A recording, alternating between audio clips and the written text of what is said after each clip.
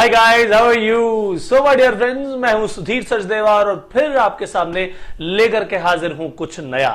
बहुत सारे स्टूडेंट्स ने कहा सर हिंदू लॉ के बारे में कुछ बताइए, तो आज हम जो स्टार्ट करने जा रहे हैं दोस्तों वो हिंदू लॉ के बारे में शुरुआत करेंगे दोस्तों। और हिंदू लॉ में बहुत सारे टॉपिक्स हैं और उन सभी मेन टॉपिक्स को हम यहां पर पढ़ना शुरू करेंगे। उनमें जो सबसे इंपॉर्टेंट सबसे पहला टॉपिक हमारे सामने आता है दोस्तों वो है हिंदू मैरिज से जुड़ा हुआ। जी हां, बहुत सारे क्वेश्चंस आपके एग्जामिनेशंस में पूछे जाते हैं दोस्तों हिंदू मैरिज से जुड़े हुए। तो आइए अपने इस हिंदू लॉ की शुरुआत की जाए और हमारा जो पहला टॉपिक होगा दोस्तों इसका वो होगा हिंदू मैरिज। जी हां, सो अपने आप में एक ऐसा सैक्रामेंट यानी एक ऐसा संस्कार है जो हिंदू धर्म में बेहद जरूरी माना गया है। ठीक बात है कि नहीं? जैसे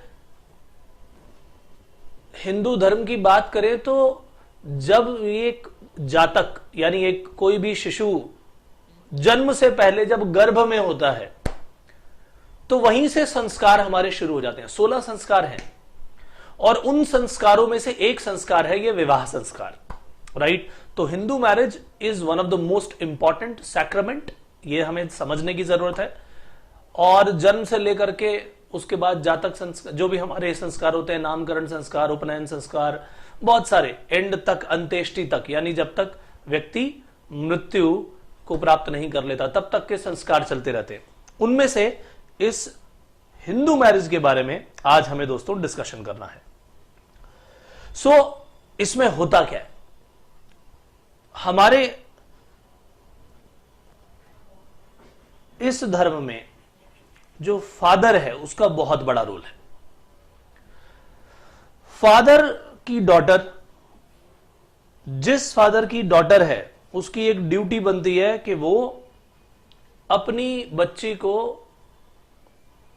बड़ा करे, उसका लालन पालन करे और उसके बाद जब वो विवाह योग्य हो जाए तो उसकी ये पायस ड्यूटी बनती है, उसका धर्म भी बनता है कि वो क्या करे, एक ऐसे सूटेबल पर्सन को फाइंड आउट करे जो उसकी कन्या के लिए योग्य वर है।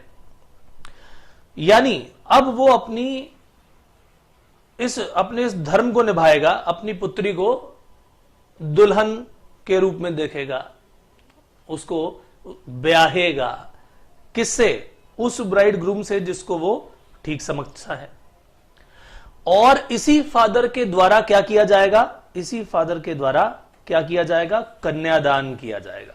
वो अपनी कन्या का दान करेगा। This is what is gift by the father to bride groom. तो उस फादर ने किया क्या है? अपनी पुत्री का दान कर दिया, कन्यादान कर दिया। और ये जो ब्राइड ग्रूम है ये उस दान को एक्सेप्ट करता है। इसीलिए इस कन्यादान का बहुत बड़ा महत्व है। अगर फादर नहीं है तो क्या होगा? फादर के ना होने की स्थिति में जो भी गार्जियन है वो ये काम करेगा। तो पेरेंट्स में ड्यूटी है किसकी? पेरेंट्स में ड्यूटी है ये फादर की। फादर के ना होने पर ये सब काम कौन करेगा? गार्जियन करेगा। Is that very very clear? तो हिंदू मैरिज में फादर की एक ये पायस ड्यूटी बताई गई है कि उसे एक वर्चुअस पर्सन, गुणवान व्यक्ति ढूंढना है, सूटेबल पर्सन ढूंढना है अपनी पुत्री के लिए जिसका लालन पालन उसने बड़े प्रेम से किया होगा और अब वो उसको ब्याहेगा, राइट? ये है विवाह का पूरा केस, हिंदू मैरिज। ये अकॉर्डिंग टू रघुनंदन ये डेफिनेशन दी गई है। तो हिंदू मैरिज की अगर डेफिनेशन आपके सामने आ जाए आपके एग्जामिनेशन में तो आप वहां पर यही लिखेंगे कि फादर क्या करता है? एक योग्य वर ढूंढता है और उस योग्य वर से अपनी पुत्री का विवाह कर देता है, गिफ्ट के रूप में उसे देता है, कन्यादान कहा जाता है उसे, और जो ब्राइड ग्रूम है वो उसे एक्सेप्ट करता है, राइट? और क्या क्या डेफिनेशन दी गई है? ऋग्वेद के अनुसार, हमारे 4 वेद हैं हिंदू धर्म में, राइट? ऋग्वेद, सामवेद, यजुर्वेद और अथर्ववेद। उसमें ऋग्वेद में क्या कहा गया है? वैसा ही कुछ जैसे कि ये डेफिनेशन आपने देखी। ऋग्वेद के द्वारा कहा गया कि भाई फादर की ड्यूटी बनती है, फादर की यह रिस्पॉन्सिबिलिटी बनती है कि वो क्या करे, फादर की रिस्पॉन्सिबिलिटी ये बनती है कि वो अपनी कन्या का लालन पालन करे। He should bring up her daughter, और फिर उसे क्या करना है, एक वर्चुअस पर्सन को फाइंड आउट करना है, और उसको फाइंड आउट करने के बाद उस पर्सन को दूल्हा बना देना है, अपनी पुत्री को दुल्हन, और फायर गॉड के सामने यानी अग्नि के 7 फेरे, ठीक बात है कि नहीं, फायर गॉड के सामने वो क्या करेगा, उनको साक्षी मान करके गिफ्ट के रूप में अपनी कन्या को देगा। दिस इज व्हाट इज कन्यादान। ये सारी बातें कहां गई, कहां लिखी गई, ऋग्वेद में। और यहीं से उस पिता का एक ऐसा एब्सोल्यूट, ऑलमोस्ट एब्सोल्यूट राइट आता है कि वो अपनी कन्या का विवाह किसी भी वर से कर सकता है जो योग्य वर उसे लगे, उसकी ये पायस ड्यूटी है। और ऐसे पर्टिकुलर केस में वो जो पुत्री है, जो उसकी कन्या है, बेटी है, डॉटर है, भाई देखा जाए तो उसके हां या ना का इसमें कोई मटेरियल सिग्निफिकेंस नहीं है। यानी कंसेंट जो है वो उसका जरूरी नहीं है कि हां पुत्री कहेगी तभी होगा। आज की डेट में देखा जाए तो भैया पुत्रियां अपने वर खुद ही ढूंढ करके ला रही हैं। जमाना धीरे धीरे बदलता जा रहा है, वो सब बातें अलग हैं। लेकिन ऋग्वेद के अनुसार यह पिता का धर्म है कि वो एक योग्य वर से अपनी पुत्री का विवाह करे। So it is almost an absolute right. क्या लिखा है कि पिता का ये एब्सोल्यूट राइट बताया गया है, और इसमें डॉटर के एसेंट का यानी कंसेंट का कोई मटेरियल सिग्निफिकेंस नहीं है। देखिए बड़ी समझने वाली बात है। पिता का धर्म भी बताया कि आपको वर्चुअस पर्सन ढूंढना है, सूटेबल पर्सन ढूंढना है। ये नहीं कि किसी भी जो शराबी गवाबी कुछ भी हो उसके गले बांध दो, ऐसे नहीं।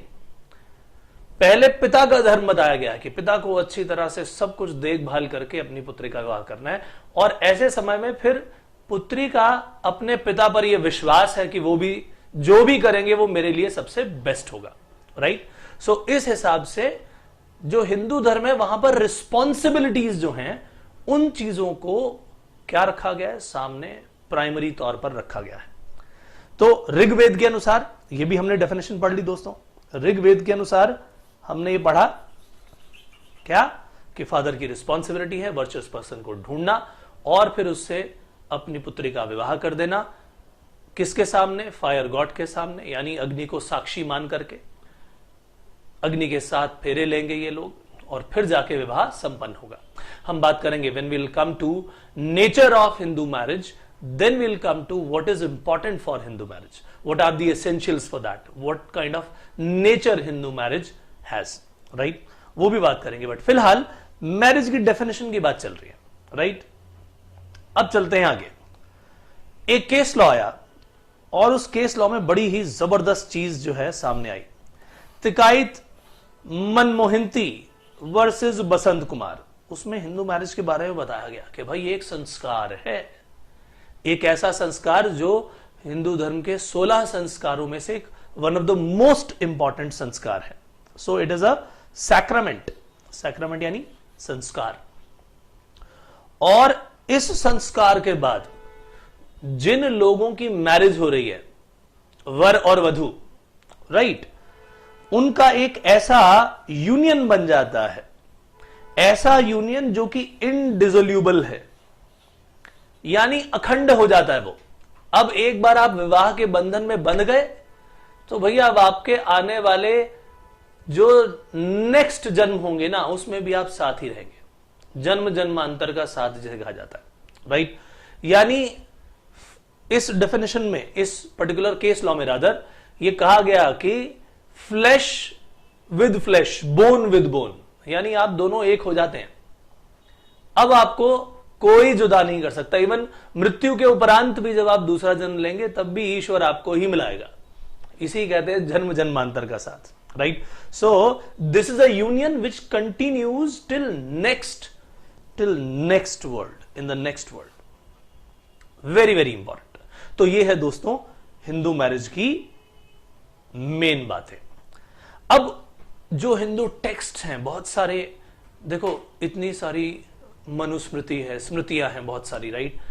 इस तरह के और भी हिंदू टेक्स्ट हैं, इतने स्क्रिप्चर्स हैं, न जाने कितना ज्ञान का भंडार है दोस्तों। वहां पर से निकाल करके उन हिंदू टेक्स्ट में से हिंदू मैरिज के बारे में कुछ और इंपॉर्टेंट बातें। नंबर 1 कि जो ये पुरुष है शादी से पहले जब तक उसका विवाह संस्कार नहीं हो जाता वो तब तक अधूरा रहता है। A man is only half of his self, अधूरा है भैया जब तक कि उसका विवाह नहीं हो जाता। यानी उसके जीवन को पूर्ण करने के लिए कौन आएगी? जो उसकी भार्या आएगी, जो उसकी पत्नी आएगी, वही उसको अपूर्ण से पूर्ण करेगी, आधे से पूरा करेगी। तो वो पूरी तरह से जन्म ही नहीं लेता जब तक कि उसकी वाइफ ना आ जाए। जब तक कि उसका विवाह ना हो जाए तब तक उसका समझ लो पूरी तरह से जन्म ही नहीं हुआ, वो अधूरा है तब तक। यानी केवल और केवल मैरिज के हो जाने के बाद ही वो पुरुष कंप्लीट होता है। And the same is the case with wife also. So खास करके क्या कहा गया कि एक व्यक्ति, एक पुरुष जब तक उसका विवाह नहीं हो जाता वो केवल आधा है, अभी उसका पूर्ण जन्म हुआ ही नहीं है। कारण हिंदू धर्म में जो भी व्यक्ति यहां जन्म ले रहा है उसके ऊपर 3 तरह के ऋण होते हैं, डेट्स। पितृ ऋण, दूसरा है देव ऋण, तीसरा है ऋषि ऋण।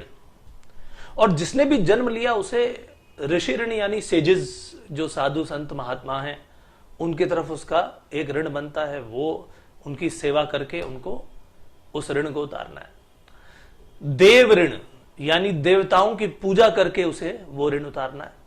और फिर पितृ ऋण होता है, जो उसके पुरखे हैं, एंसेस्टर्स हैं, उनके मृत्योपरांत उनके कोई भी मान लो उसकी मृत्यु हो जाती है, उसके बाद वो पहले फ्यूनरल राइट्स होते हैं।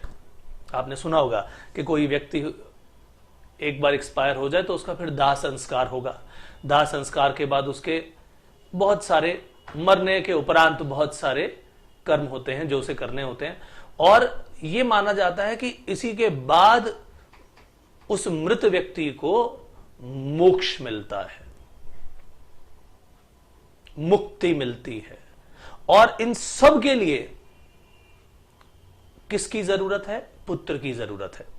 क्योंकि कहा जाता है कि किसी भी पर्टिकुलर हिंदू धर्म में अगर कोई भी व्यक्ति जन्म लिया उसने, जब वो मृत्यु उसकी हो जाती है उस समय उसको हेल से बचाने के लिए, नरक यातनाओं से बचाने के लिए केवल और केवल एक रास्ता है कि उसका पुत्र जो है उसका फ्यूनरल राइट्स और उसके बाद जितने भी कर्म है वो सब करे।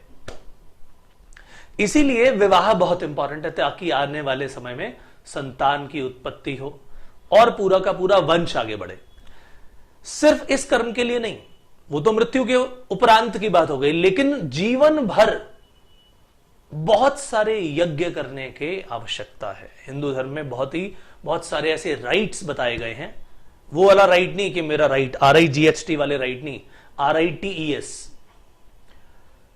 तो ऐसे बहुत सारे यज्ञ कर्म हैं और बहुत सारी ऐसी बातें हैं जहां पर एक पुरुष अगर अकेला करेगा वो पूरे के पूरे जितने भी काम कर ले, बड़े से बड़े यज्ञ कर ले, वो सब इनकम्प्लीट रहेंगे अनलेस और अनटिल उसकी वाइफ, उसके कंपेनियनशिप ये साथ में हो।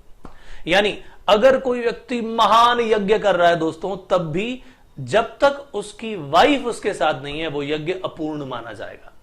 अगर आपको याद हो और आपने रामायण देखी हो तो रामायण में भगवान श्री राम क्या करते हैं? वो एक ऐसा यज्ञ करते हैं जब सीता माता को वो वनवास दे देते हैं बाद में। तो उस समय जब वो ऐसा यज्ञ कर रहे हैं कि भाई हर जगह उनकी जीत का घोड़ा जो है जाएगा, दौड़ेगा और हर देश विदेश से गुजरेगा। या तो वो उनकी स्वीकार कर ले कि हाँ जी आप ही हमारे अन्नदाता हैं, आपको हम अपना राजा मानते हैं, और अगर नहीं मानते तो लड़ाई करें। अब यह भी यज्ञ अगर करना है तो ऐसे समय में भी किसकी जरूरत थी? वाइफ की जरूरत थी, सीता माता की जरूरत थी। तो ऐसे समय में क्या किया गया? उनकी मूर्ति बना करके इस यज्ञ को पूर्ण किया गया। बहुत सोचने समझने वाली बातें हैं। तो ऐसे न जाने कितने और एग्जाम्पल्स हैं। सो ऑल इन ऑल वापस आते हैं उस पॉइंट पर कि एक व्यक्ति का हिंदू धर्म में जन्म लेने के बाद बहुत सारे ऋण हैं, उन ऋण को भी उसने उतारना है। उसके पूरे के पूरे जीवन में बहुत सारे उसे राइट्स करने हैं, राइट। इन सब चीजों में अकेले वो करेगा तो उसकी वैल्यू ही नहीं है, अनलेस और अनटिल उसकी वाइफ उसके साथ में हो। दोनों मिल करके ही अगर यज्ञ करेंगे, कोई भी हवन करेंगे, किसी भी तरह का कर्म करेंगे, दान करेंगे, तो उसकी वैल्यू ज्यादा मानी जाएगी। Are you getting this point? अकेले उसकी वैल्यू ही नहीं है, वो अपूर्ण माना जाएगा। सो इतनी बड़ी इंपॉर्टेंस है इस मैरिज की, राइट। और मरणोपरांत सन का पूरा रोल आ गया, उसकी बात करते हैं। आइए देखें।